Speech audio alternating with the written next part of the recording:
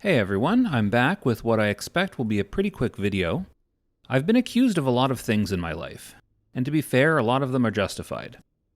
I've been called inaccurate, lazy, and antisocial. I've been accused of not researching topics that I talk about, and of exaggerating things to suit a narrative, and being all around unreliable as both a source for information and a member of the gaming community. I'm here to tell you that all of these things are true. I don't dispute any of it. Heck, I said I was looking forward to using maces on my melee hunter on a recent video, and apparently hunters can't even use maces. Did anyone else know that? It seems weird to me. After all, a mace is basically just a blunt axe, isn't it? If you can swing an axe, you can swing a mace. But apparently not if you're a hunter. Next thing you know, people are going to start saying hunters can't use fist weapons. And I just don't know if I could handle news like that, for reasons that I will get to shortly. There is, however, something that I was accused of in a comment on a recent video that I would like to address. I was accused of being an FOTM player for being into melee hunter. Now, I'm old and not up on the slang that the young gamers are using these days, and I've never heard the term FOTM before. I didn't look it up. After all, I do have a reputation of not doing any research to live up to. But I can assume by the context that it means something along the lines of flavor of the month, flavor of the minute, fad of the minute. The exact words probably aren't important. The point is that at least someone out there thought I was playing a melee hunter because it was the pumper DPS meta and a fad that all the wannabe little pumpers were dabbling in for the glorious couple of weeks when it was at the top of the DPS rankings.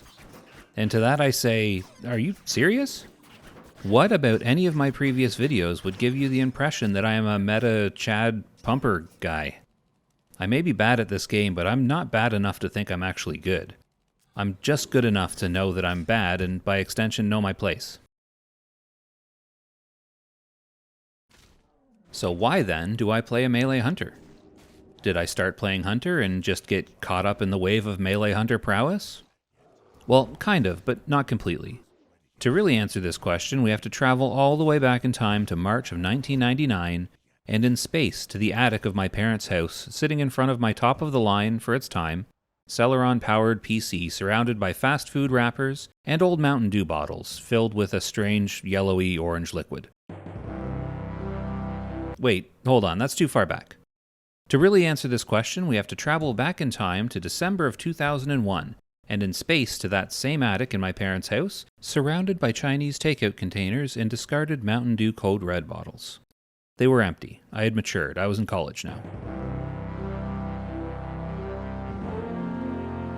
It was a dark time, and the world was filled with upheaval and uncertainty.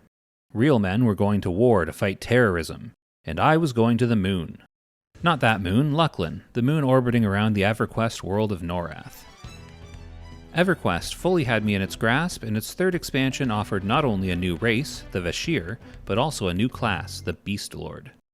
The Beastlord was primarily a melee class with some spellcasting ability, but the feature that set it apart from the rest was that it was a melee class with a pet that could DPS and even tank for you. This made it an ideal soloing class, so right up my alley, as even then I had very few friends. You could send your pet in and set it to taunt the mob you were fighting, and you could DPS the mob while healing your tanky pet. I have a feeling that several of you are smart enough to see where I'm going with this, right? A melee class with a pet? And way back in 2001, a mere 23 years before Melee Hunter took Season of Discovery by storm. So yes, at its core, I have gotten hooked on Melee Hunter in yet another futile attempt to relive the glory days of Everquest.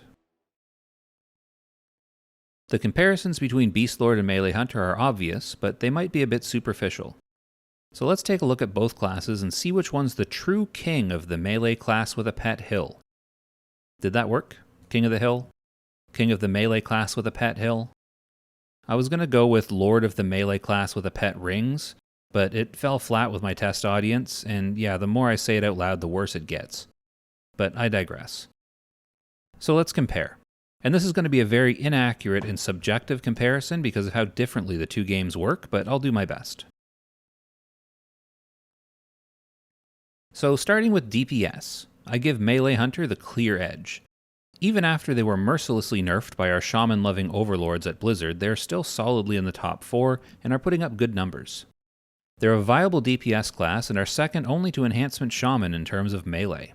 Although Enhancement does a lot of casting, so I struggle with calling it a melee class. Beastlord, on the other hand, is not a straight DPS class. They're more of a support class, something that doesn't really exist in World of Warcraft. They put out enough DPS to be useful, but where they really shine is what they bring to a group or to a raid. So let's get to utility then. And in terms of group and raid utility, the Beastlord has a significant edge. They can buff the attack power of other melee, as well as adding a hit point and mana regen buff that stacks with every other class's buffs. They also have a large health and mana regen spell that they can use as a cooldown. They can slow mobs, but not as well as a shaman. They can haste players, but not as well as an enchanter. And they can heal players, but not as well as pure healing classes, or even the hybrid healers. So what do melee hunters bring to a raid other than DPS? Heart of the Lion. Yeah, that's it. Just the one buff. Although in a game where utility classes aren't really a thing, I guess bringing a group buff like Heart of the Lion isn't really a bad thing, it's just not, great. So what's my verdict? Melee Hunter is cool, but it pales in comparison to its predecessor, the Beastlord. Everquest is a game that has done a great job at class design. When the game was being developed and built up over the first handful of expansions, they made classes that all felt unique and useful in their own way. They had classes like Enchanter, who had unsurpassed crowd control abilities and the god tier ability to charm mobs and use them as DPS pets, albeit at significant risk. Or the Bard, another unique class that has no counterpart in WoW whatsoever. A melee class that weaves songs and instruments to greatly enhance party members and debuff mobs being killed. Even the more mundane classes felt unique. The tank classes all had very specific and wildly different playstyles and utility. Ranged and melee DPS all had their own distinct flavor and reasons why you would want one or more in your raid. Wizards had teleports and unmatched single-target nukes, as well as powerful area of effect spells. Mages had amazing pets that could be used to piggyback aggro onto your main tank, as well as to off-tank. Necromancers could life-tap themselves for mana and then feed that mana to healers. Monks had a feign death ability that made them ideal pullers because this let them work in teams to split bosses away from trash. Rangers were instrumental in early expansions due to their ability to taunt a boss and eat its death touch. There were also hybrid classes that weren't just a jack of all trades and a master of none. Shamans were the best debuffers in the game and brought powerful buffs and the ability to heal competently. They were a must-have in every raid. Druids were important healers and buffers, and in some zones could even charm animals, providing DPS that rivaled the Enchanter charm pets. Closest they came to an unneeded class were the melee DPS like Rogue and Berserker, but because they were so specialized as DPS, they did so much damage that you really didn't want to go without them. And where does Beastlord stand in all of this? With the Beastlord, they combine two of my favorite classes from the early days of Everquest, the Monk and the Shaman. They were a melee-first class that specialized in hand-to-hand weapons. I told you I'd get back to the melee hunter needing to be able to use fist weapons eventually. And they had some of the spell utility of a Shaman. And the result was exactly what you'd expect. A moderate DPS class with great utility, but most importantly you got a class that was a lot of fun to play and that felt unique and irreplaceable. With Melee Hunter, I saw a glimpse of that kind of possibility in WoW, but it just wasn't meant to be.